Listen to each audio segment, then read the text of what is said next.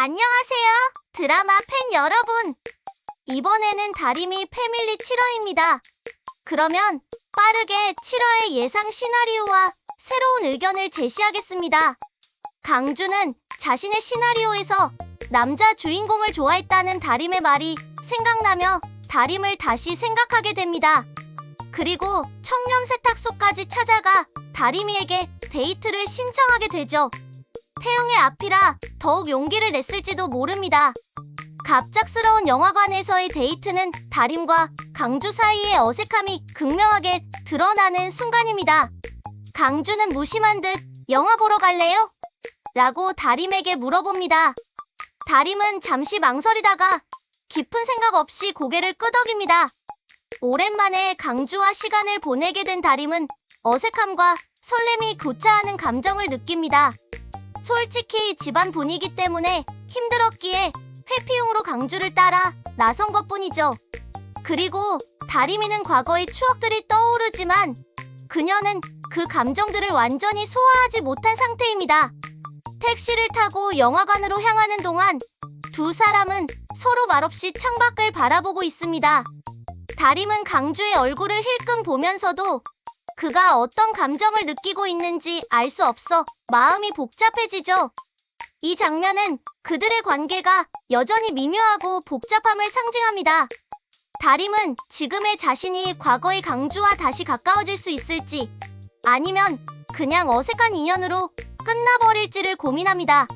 실제 눈으로 영화를 보지 못하는 다림이지만 결국 강주를 따라 나서고 소심하고 외로운 강주는 추억을 공유하고 있는 다림이와의 관계가 나쁘지 않습니다. 집에서 청소를 하던 고봉이는 우연히 TV에서 지승돈 회장이 130억 원의 장학금을 기부했다는 뉴스를 보게 됩니다.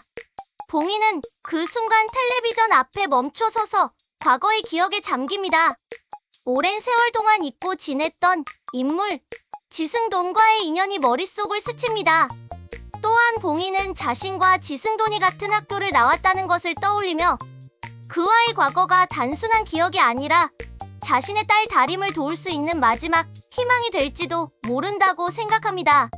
시간이 흐르면서 딸의 치료비 문제로 점점 막다른 골목에 몰리는 봉이는 결국 지승돈을 직접 찾아가 도움을 청하기로 결심합니다.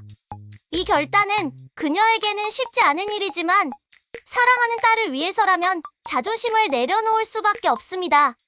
그녀는 딸 다림의 치료비 문제를 해결하기 위해 모든 것을 걸고자 결심하며 오랜 친구였던 지승돈과의 재회가 그녀의 유일한 해결책임을 인식하게 됩니다. 고봉이의 결심은 앞으로 일어날 중요한 갈등과 변화의 서막을 여는 중요한 전환점이 될 것입니다.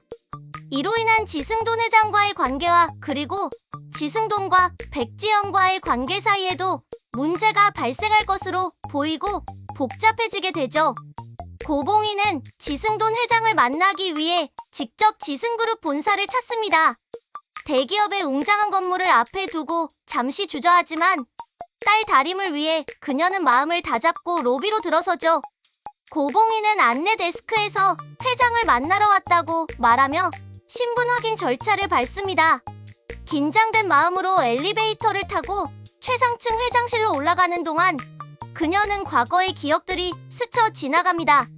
드디어 회장실에 도착한 봉이는 문을 두드리기 전 잠시 깊은 숨을 들이마시고 차분히 마음을 가다듬습니다. 문이 열리며 마침내 지승돈과의 재회가 이루어집니다. 넓고 웅장한 회장실 안에서 지승돈은 회의를 마치고 고개를 들어 봉이를 바라봅니다. 오랜만이야.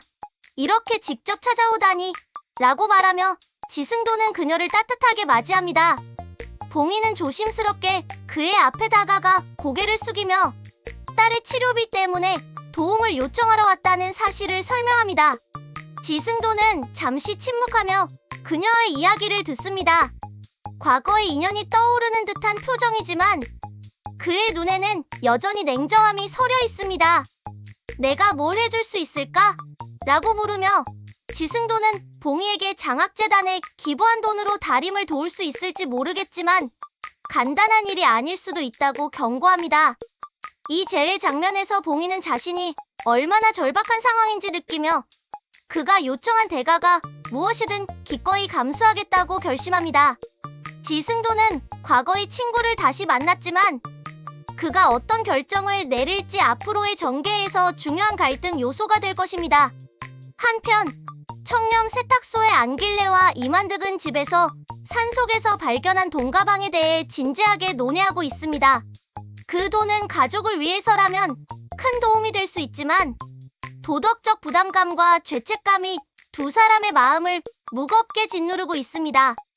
안길레는 이 돈을 사용하면 큰일 날 것이라며 걱정하지만 이만득은 상황이 너무 절박해서 더 이상 다른 선택지가 없다는 생각을 가지고 있습니다. 이만득은 가족을 지키기 위해서라면 모든 수단을 동원해야 한다고 주장하며 이 돈을 사용하지 않으면 가족을 더 이상 지탱할 수 없을 거라고 말합니다. 안길레는 남편의 이러한 결단에 눈물을 글썽이면서도 그가 가족을 위해서라면 이 길밖에 없다고 느끼고 있음을 이해합니다. 결국 두 사람은 더 이상 망설이지 않기로 하고 이 돈을 사용하기로 결심합니다. 그들은 이 결정이 가져올 결과에 대한 두려움을 안고 있지만 지금 상황에서는 가족을 위한 최선의 선택이라고 믿습니다. 하지만 이 선택이 앞으로 어떤 대가를 치르게 할지는 아직 알 수 없으며 그들의 결심이 드라마의 중요한 갈등 요소로 작용할 것입니다. 또한 100억이라는 돈을 세탁소로 옮기는 것도 어려움이 있기에 돈의 이동 과정에서의 에피소드도 눈여겨볼 만합니다. 이로 인하여 청렴 세탁소는 옷만을 세탁하는 장소가 아닌 돈도 같이 세탁을 하는 돈 세탁소로 변하게 되죠.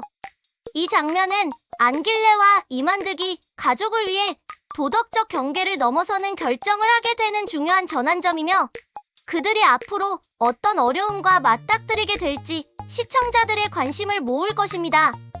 영화가 끝난 후 다림과 강주는 말없이 한강변을 걷기 시작합니다. 한강에 잔잔한 물결이 흘러가는 소리만이 두 사람 사이에 흐르는 긴장된 분위기를 달래주지만 그들 사이의 어색함은 여전히 풀리지 않은 채 남아 있습니다. 강주는 말없이 벤치에 앉고 다림도 그를 따라 조용히 앉습니다. 두 사람은 한동안 침묵을 지키며 어둠 속에 잠긴 도시를 바라봅니다. 다림과 강주의 대화는 예전 기억의 연장선입니다. 강주가 군대 가기 전에 다림과 첫 경험 이후 연락을 안 했던 일이 항상 미안함으로 자리하고 있습니다. 그렇기에 다림이의 마음 한구석에는 청각장애인이라 자신에게 잘해주지만 가족마저 자신을 부담스러워하는 것을 알고 괴로움이 자리하고 있습니다. 또한 다림은 희망이 보이지 않는 상황에 대하여 한숨을 쉬기 시작하죠. 강주는 여전히 다림에게 마음이 남아있지만 이제는 그들과의 관계가 너무 복잡해졌음을 인정합니다.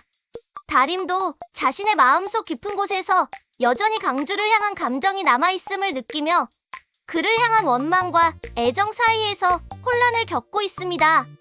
사실 강주의 삶도 녹록하지 않고 위로가 필요한 상태이죠. 자신의 삶도 격려가 필요한 인생입니다. 이 감정적 대화는 두 사람의 관계가 앞으로 어떤 방향으로 나아갈지에 대한 중요한 전환점을 예고합니다. 총평으로 말하자면 100억이라는 돈을 획득한 경로와 그로 인한 도덕적인 딜레마가 있지만 마지막까지 몰린 가족들의 상황으로 인하여 어쩔 수가 없는 상황에 몰립니다. 봉인은 다림의 눈을 아직 포기하지 못했고 다양한 방법을 강구 중에 있죠. 그로 인하여 새롭게 생긴 큰 돈을 결코 포기를 할 수가 없습니다. 현재 가족들끼리 의가상하고 살얼음판을 걷고 있지만 서민적인 삶에서 돈이 얼마나 필요한지를 보여주는 대목이겠습니다.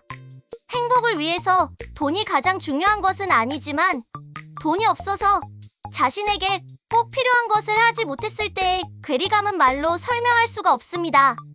이 드라마는 이러한 에피소드의 연속을 통해서 그러한 논점에 의견을 제시하는 드라마라고 생각을 하죠. 시청해주셔서 감사합니다. 지금 구독 누르시면 행운이 찾아갑니다.